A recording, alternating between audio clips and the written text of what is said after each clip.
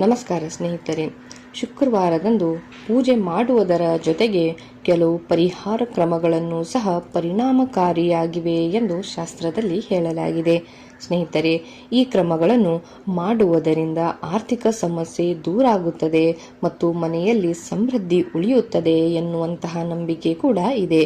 ಸ್ನೇಹಿತರೆ, ಕಠಿಣ ಪರಿಶ್ರಮದಿಂದ ಅನುಕೂಲಕರ ಫಲಿತಾಂಶವನ್ನು ಪಡೆಯುವುದಿದ್ದರೆ ಅಥವಾ ಮನೆಯಲ್ಲಿ ಯಾವಾಗಲೂ ಅಪಶುಚಿಯ ಪರಿಸ್ಥಿತಿ ಇದ್ದರೆ ನೀವು ಶುಕ್ರವಾರದಂದು ದಾಸವಾಳದ ಹೂವಿನೊಂದಿಗೆ ಈ ಒಂದು ಸಣ್ಣ ಪರಿಹಾರವನ್ನು ಕಡ್ಡಾಯವಾಗಿ ಮಾಡಿ ಸ್ನೇಹಿತರೆ. ದಾಸವಾಳದ ಹೂಗಳನ್ನು ದೇವಾನುದೇವತೆಗಳಿಗೆ ಅರ್ಪಿಸಿ ಪೂಜೆ ಸಲ್ಲಿಸುವುದರಿಂದ ಪುಣ್ಯಫಲ ಸಿಗುತ್ತದೆ ಎಂದು ಹೇಳಲಾಗಿದೆ. ಅದರಲ್ಲಿಯೂ ನಮ್ಮ ಹಿಂದೂ ಧರ್ಮದಲ್ಲಿ ನಾವು ಅನೇಕ ಸಸ್ಯಗಳೊಂದಿಗೆ ಹಾಗೂ ಹೂಗಳನ್ನು ವಿಶೇಷವಾಗಿ ಪ್ರಾಮುಖ್ಯತೆಯನ್ನು ನಾವು ನೀಡುತ್ತೇವೆ. ಅದರಲ್ಲಿ ದಾಸವಾಳದ ಹೂವು ಅನೇಕ ಹೂಗಳಲ್ಲಿ ಒಂದಾಗಿದೆ. ಹೀಗೆ ದಾಸವಾಳದ ಹೂವನ್ನು ಜ್ಯೋತಿಷ್ಯ ಮತ್ತು ವಾಸ್ತುಶಾಸ್ತ್ರದಲ್ಲಿ ಮಂಗಳಕರವೆಂದು ಹೇಳಲಾಗಿದೆ.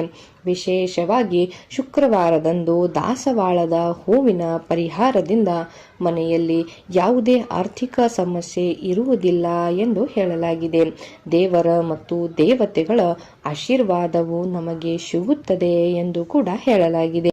ಲಕ್ಷ್ಮೀ ದೇವಿಗೆ ದಾಸವಾಳದ ಹೂವನ್ನು ಯಾವ ರೀತಿಯಾಗಿ ಅರ್ಪಿಸಬೇಕು, ಇದರ ಪರಿಹಾರ ಕ್ರಮ ಹೇಗಿದೆ ಎಂಬುದನ್ನು ನೋಡಿ ಶುಕ್ರವಾರದಂದು ದಾಸವಾಳದ ಹೂವನ್ನು ಅರ್ಪಿಸಿ ತಾಯಿ ಲಕ್ಷ್ಮಿ ಪ್ರಸನ್ನಳಾಗುತ್ತಾಳೆ. ಹೀಗೆ ನೀವು ಸತತವಾಗಿ 11 ಶುಕ್ರವಾರದವರೆಗೆ ಲಕ್ಷ್ಮೀ ದೇವಿಗೆ ದಾಸವಾಳದ ಹೂವನ್ನು ಅರ್ಪಿಸುವುದರಿಂದ ವೈವಾಹಿಕ ಜೀವನದಲ್ಲಿ ಪ್ರೀತಿ ಹೆಚ್ಚಾಗುತ್ತದೆ ಮತ್ತು ಕುಟುಂಬದ ಸಂಬಂಧಗಳು ಬಲಗೊಳ್ಳುತ್ತವೆ ಎನ್ನುವಂತಹ ನಂಬಿಕೆ ಕೂಡ ಇದೆ. ಅದೇ ರೀತಿಯಾಗಿ ಲಕ್ಷ್ಮೀ ದೇವಿಗೆ ದಾಸವಾಳದ ಹೂವನ್ನು ಅರ್ಪಿಸಿದ ನಂತರ ಅದನ್ನು ಕಮಾನಿನಲ್ಲಿ ಇರಿಸಿ ಮತ್ತು ಇದು ಹಣಕಾಸಿನ ನಿರ್ಬಂಧಗಳನ್ನು ಸಹ ತೆಗೆದು ಹಾಕುತ್ತದೆ ಎನ್ನುವಂತಹ ನಂಬಿಕೆ ಕೂಡ ಇದೆ. ಅದೇ ರೀತಿಯಾಗಿ ಸೂರ್ಯ ದೇವರಿಗೆ ದಾಸವಾಳದ ಹೂವನ್ನು ಅರ್ಪಿಸಬೇಕು ಎಂದು ಹೇಳಲಾಗಿದೆ. ಈ ಪರಿಹಾರ ಕ್ರಮವು ಕೂಡ ನಾವು ಶುಕ್ರವಾರದ ದಿನದಂದೇ ಮಾಡಬೇಕು. ಹೇಗೆ ಮಾಡಬೇಕು ಎಂದಾದರೆ ಶುಕ್ರವಾರದಂದು ಸೂರ್ಯ ದೇವನಿಗೆ ನೀರನ್ನು ಅರ್ಪಿಸುವಾಗ ನೀರು ತುಂಬಿದ ಕಲಶದಲ್ಲಿ ಕುಂಕುಮ ಮತ್ತು ಕೆಂಪು ದಾಸವಾಳವನ್ನು ಹಾಕಿ ಈ ನೀರಿನಿಂದ ಸೂರ್ಯ ದೇವನಿಗೆ ಅರ್ಘ್ಯವನ್ನು ಅರ್ಪಿಸಿದರೆ ಆತನ ಆಶೀರ್ವಾದವು ನಮಗೆ ಸಿಗುತ್ತದೆ. ಇದರಿಂದ ಮನೆಯ ಆರ್ಥಿಕ ಸ್ಥಿತಿಯು ಸುಧಾರಿಸುತ್ತದೆ ಎಂದು ಕೂಡ ಹೇಳಲಾಗಿದೆ. ಅದೇ ರೀತಿಯಾಗಿ ದುರ್ಗಾದೇವಿಗೆ ದಾಸವಾಳದ ಹೂವನ್ನು ಅರ್ಪಿಸುವುದರ ಪ್ರಯೋಜನಗಳು ಏನಿವೆ ಎಂಬುದನ್ನು ಸ್ನೇಹಿತರೆ, ದುರ್ಗಾ ಮಾತೆಗೆ ಕೆಂಪು ಬಣ್ಣದ ದಾಸವಾಳದ ಹೂವುಗಳೆಂದರೆ ತುಂಬಾ ಇಷ್ಟ.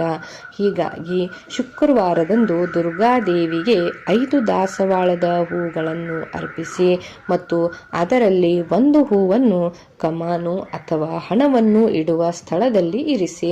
ಇದರಿಂದ ಮನೆಯಲ್ಲಿ ಯಾವತ್ತೂ ಹಣದ ಕೊರತೆ ಇರುವುದಿಲ್ಲ ಎನ್ನುವಂತಹ ನಂಬಿಕೆ ಕೂಡ ಇದೆ. ಸ್ನೇಹಿತರೆ, ವೈಭವ ಲಕ್ಷ್ಮಿಗೆ ದಾಸವಾಳದ ಹೂವನ್ನು ಅರ್ಪಿಸುವುದರ ಪ್ರಯೋಜನಗಳು ಏನು ಎಂಬುದನ್ನು ಶುಕ್ರವಾರ ವೈಭವ ಲಕ್ಷ್ಮಿಯನ್ನು ನಾವು ಪೂಜಿಸುವ ಸಂಪ್ರದಾಯವಿದೆ. ಈ ದಿನ ತಾಯಿಗೆ ದಾಸವಾಳದ ಹೂವನ್ನು ಅರ್ಪಿಸುವುದು ಶ್ರೇಯಸ್ಕರವೆಂದು ಪರಿಗಣಿಸಲಾಗಿದೆ. ಇದರಿಂದ ಉದ್ಯೋಗ ವ್ಯವಹಾರದಲ್ಲಿನ ಪ್ರಗತಿ ಕಂಡುಬರುತ್ತದೆ ಮತ್ತು ಆರ್ಥಿಕ ಲಾಭವು ನಮಗೆ ದೊರೆಯುತ್ತದೆ ಎನ್ನುವಂತಹ ನಂಬಿಕೆ ಇದೆ.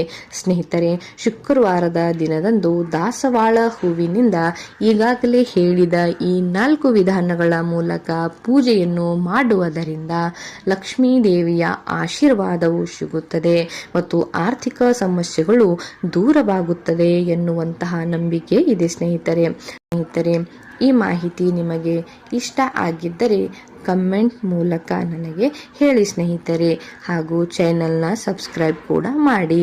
ಧನ್ಯವಾದ.